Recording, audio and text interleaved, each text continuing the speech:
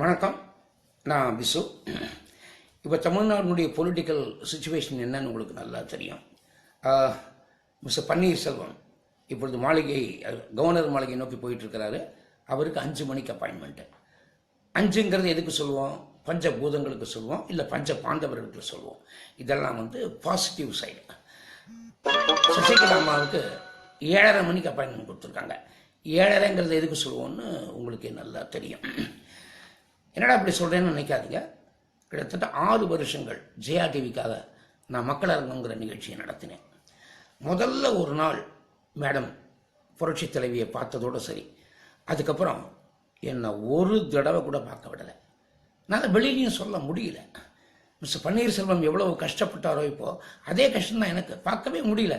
இத்தனைக்கும் பப்ளிக்கை வச்சுட்டு நான் ஷோ நடத்திட்டு இருந்தேன். அப்போ என்ன நடக்கிறது ஏது நடக்குது நான் போய் சொல்லணும் இல்லையா? அதெல்லாம் சொல்லவே முடியல.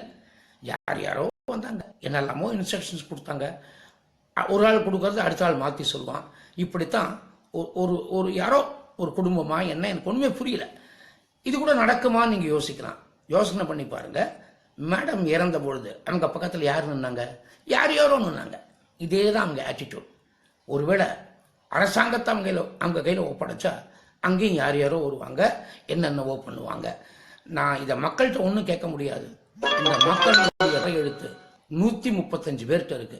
அவங்கள்ட்ட கையெடுத்து கும்பிட்டு கேட்டுக்கிறேன், எங்க வாழ்க்கை உங்ககிட்ட இருக்கு. Please please support mister OPS and definitely not Sasikala. நன்றி. மேலும் செய்திகளை உடனுக்குடன் அறிந்து கொள்ள சற்று முன்னுடன் இணைந்திருங்கள்.